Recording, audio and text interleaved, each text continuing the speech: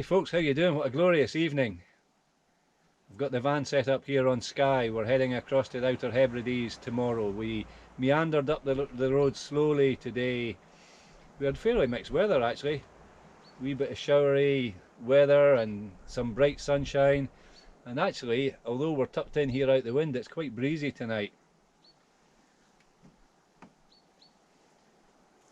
So we stopped off and had some nice food on the way up the road. Try to remember what we had. We had egg rolls actually. With bacon. With bacon. Somebody's shouting over your shoulder there.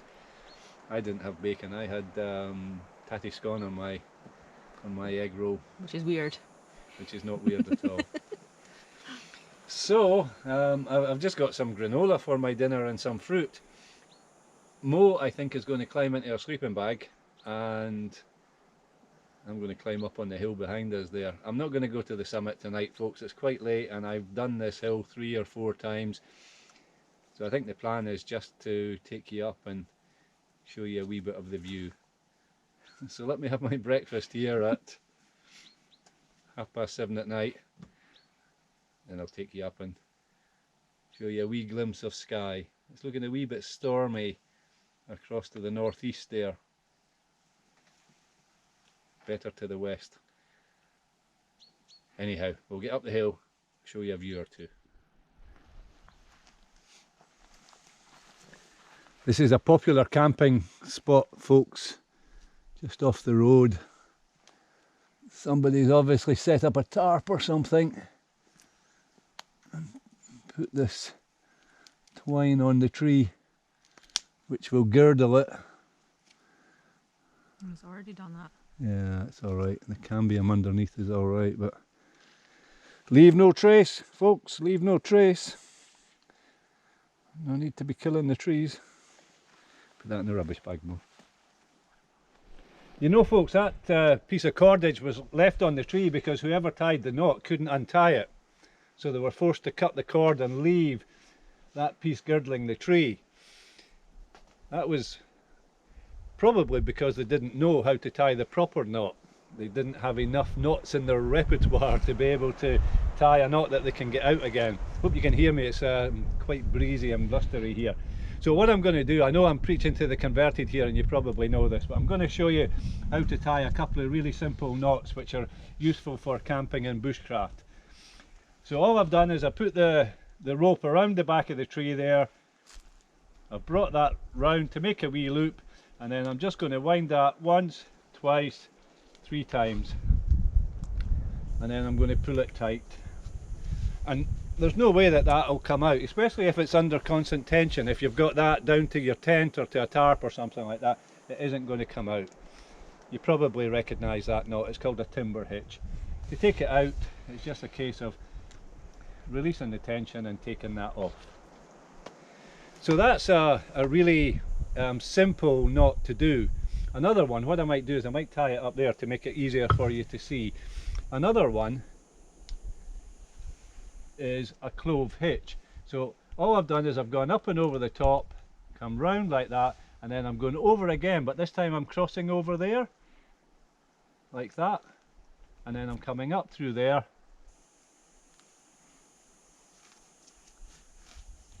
and I've put a clove hitch on there. And again, you can put as much tension on that as you want, it won't come out, and to release it,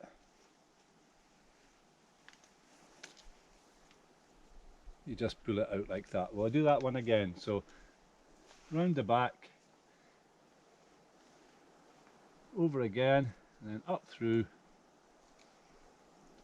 and that's what it looks like. And we just tidy that up a bit, just pull it in a little bit, like that. Now there's 2 or 3 ways to tie that, but I'm just going to show you one this evening because I do want to get up the hill with you a little bit. Another knot, which is maybe a little bit more complicated, is we'll take that up and over the back. I've just taken a bite or taken a bend in the rope.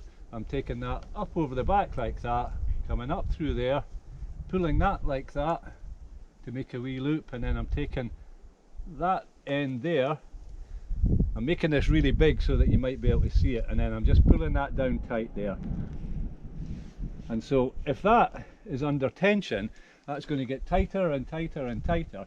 It's never going to come out. But this end here will release it. So there you are, just some simple knots so that we don't girdle our lovely Scots pine trees. Let me finish my cup of tea and we'll get up this hill and I'll show you a glimpse of, I'm hoping I might show you a glimpse over towards the sea.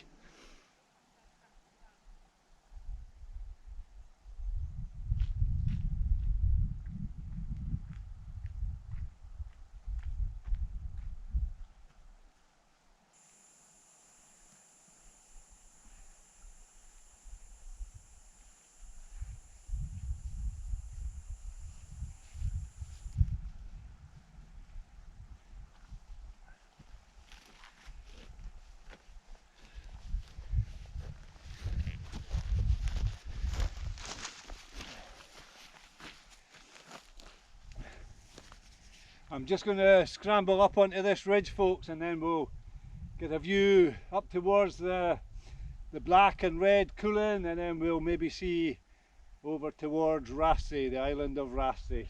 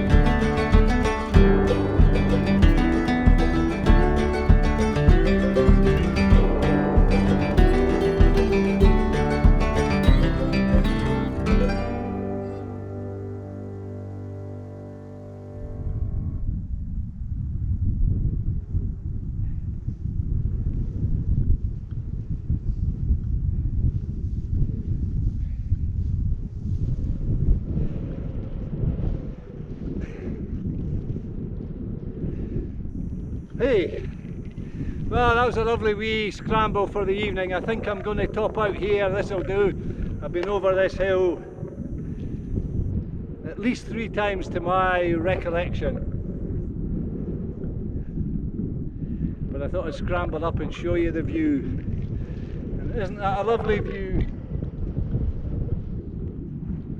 We're looking to the red Cuillin there with the sun just over the back of one of the jerrigs and shining on the sea. The wee town of Broadford is across there with the bay. Portree away further north. What else can we see? I'm filming GoPro, folks. It's not ideal. There's a wee flat-topped hill there on the island of Raasay.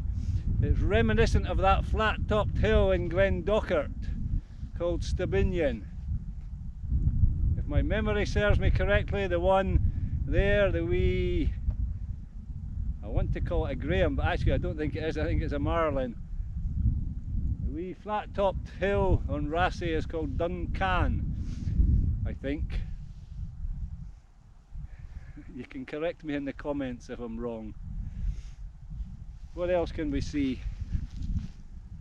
Well, I can see through to a wee bit of the black cooling.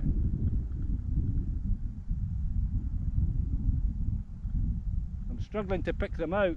What I can see, I can see a wee half dome. I don't think you're going to see any of this. I think I'm just blethering to myself here, but away on the left there's a kind of half dome goes up and then it comes straight down. Well, what we're seeing there is the ridge of Benjerrig, which leads to the inaccessible pinnacle, the hardest of the Scottish Munros, the only one really that requires climbing skill. You need, perhaps, depending on the way you tackle it, you need to be able to set up an abseil and abseil off. So it's a wee bit that sticks up and then it goes straight down, so you can actually scramble up the ridge, and that involves quite a lot of exposure. Or you can climb the vertical face, which is not very big to be honest, but it's got one or two tricky moves on it, and you get up and there's usually a belay left there that you can clip into an abseil down. So the inaccessible pinnacle on Benjerrig. I hope I'm remembering the names properly, folks. Otherwise I'm opening myself up to criticism here. So the red cooling to the right with the sun, and the black cooling to the left. And then somewhere in between there's a few of the red cooling called Jerrigs, D-E-A-R-G, Jerrig, in the Gaelic means red hills. So, and Marsco is just visible to me. I've got to keep remembering and speak to the camera because you won't be able to pick up the dialogue otherwise. And then over your shoulder there I'm looking towards the hills of Glenelg. Glenelg, the only place in Scotland that's spelt the same front ways and back ways. It's a font of useless information tonight, folks.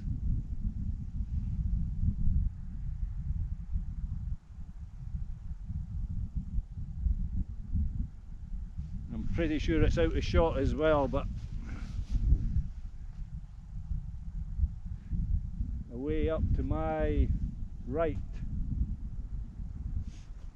I can see the hills of Trottenish, the old man of Storr, and I'm not going to turn the camera, folks, because it's too far away and it's too misty murky. What I think I am going to do is I'm going to about turn, I'm going to get back down, and it's been a long day.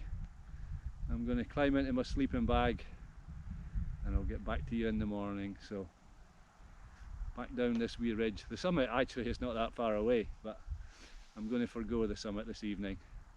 So thanks for tuning in, folks. It's a wee introduction to our Hebridean adventures. Crossing the Minch tomorrow to the Outer Hebrides. Sailing Uig to Lochmaddy, and then we'll drive down through North Uist. I might do the loop and turn right when I get off the boat. That maybe doesn't mean anything to you, but to head to South Uist and my brother's Croft, I would ordinarily turn left, but if I turn right I can go right up and round the top of North Uist. It's going to be another late evening. There's a wee hill up there that I'm interested in, but I don't think I'll get away with it. I think after a long day, and a long day today and another fairly long day tomorrow, I'm not sure that Mo will be up for climbing a hill tomorrow night in the gloaming. Never say never, let's see how it unfolds. Not sure what the weather's going to be like either. Anyhow, this tiny wee video has turned into a great long blether, so I better get down the hill. So stay tuned, folks, and I'll see you again soon. Bye for now.